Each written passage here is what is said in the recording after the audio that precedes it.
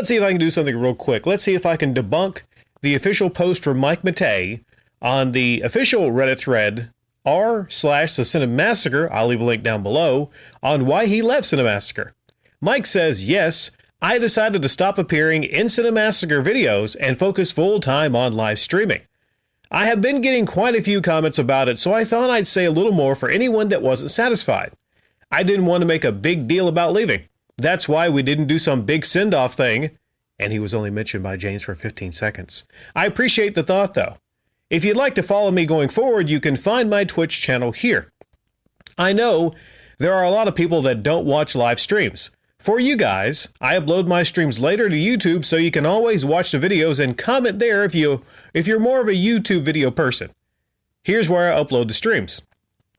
As far as Twitch, you don't have to subscribe to watch, but it might be a good idea to at least follow me because I stream at inconsistent times. And if you do follow, click the bell or whatever it is so that you will get an alert when I go live. James and I went on hiatus from filming in August. It had become hard to film in the same room for obvious reasons, and I was fairly burnt out on that format anyway. I think we did around 400 of them, or something, and that's a lot. So it was a good time to take a break. I was hoping some time off would rejuvenate my interest, but ultimately, after several months to consider it, I decided I really just wanted to pull the trigger on being able to stream full-time instead. It just makes more sense for me. James and I are still great friends. I'm just taking a different path. I love live streaming, and that's what I want to do. Anyway, hopefully, I'll see many of you come hang out on the stream and talk retro games and stuff from time to time. Thank you so much for your support over the years, Mike. Well, to debunk this, I might not have to go that far. The very first line he writes, yes, I decided to stop appearing in Cinemassacre videos and focus full-time on live streaming. The very first thing he says. You know what I consider full-time? A full-time, job. Let's play along and consider, playing video games on Twitch a full-time job. I consider someone that works, like daily. Daily, I would say, 40 hours a week, right? Daily 40 hours a week.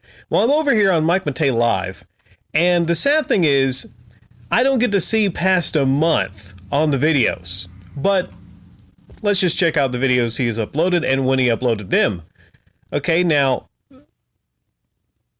that video was, I think, on December the 18th, where James talked about how Mike Matei would no longer be on Cinemassacre. Now, 5 days later, you have a post that's under 4 hours long, Nintendo Game Boy games. That was on December 23rd. The post after that was 4 days later, on December 27th, and that was a 3-hour Top Gun NES stream. Then we have December 28th, a day later, and that was for 6 hours RC Pro-Am. December 29th, 2 days after that, a 3-hour post Batman NES. And then we have a day after that. Okay, so in a span of, let's see here, 3rd, 24th, 25th, 26th, 27th, 28th, 29th, 30th. In a span of 8 days, we have 5 videos, totaling about 4, 3, 7, maybe 20 hours. 20 hours in a span of 8 days. So 20 hours in 8 days, I really wouldn't say that's full time.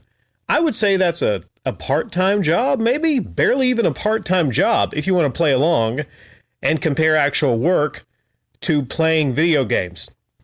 I just don't get that. I don't get that as being the reason. So let me get this straight.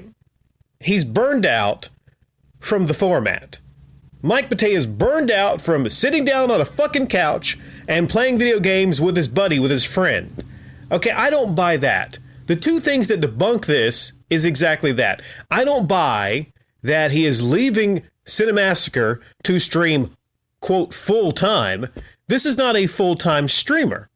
This is not. Okay, I've seen full-time streamers. They get on like pretty much every day. This is not a full-time game streamer. Okay? If he's making that transition, you'd think he would make that transition right away to being a full-time streamer, but Mike Matei is not. The other thing that he mentions was being burned out. I don't think he's burned out from hanging out with his friend and playing video games on a fucking couch. Okay? So am I to believe that he doesn't get together with James and play video games? One of his best buddies? It just doesn't like feel... I mean, because all you would have to do would be like videotape that, right? A lot of people in that Reddit thread, and maybe it's heavily moderated, are asking... They're asking basically, hey man, so are you going to get together with James in the future on maybe your channel and just play a video game there? Or will there be cameos? Apparently the answer is no. They're not going to get together and play video games again. Or if they do, it's not going to be filmed. Right? Now, personally, I'll just be 100% transparent here. I could care less. I really don't give a fuck. That might shock a lot of you, but it doesn't ruin my life if I don't see these two people sit down on the couch and play video games anymore. I have plenty of choices. Okay, I can sit down on the couch and play video games with my own friends. I don't need to watch these two, but I know a lot of you find a lot of interest in this. I understand that, right? So my advice to a lot of you would be to maybe just, get used to other gaming YouTubers.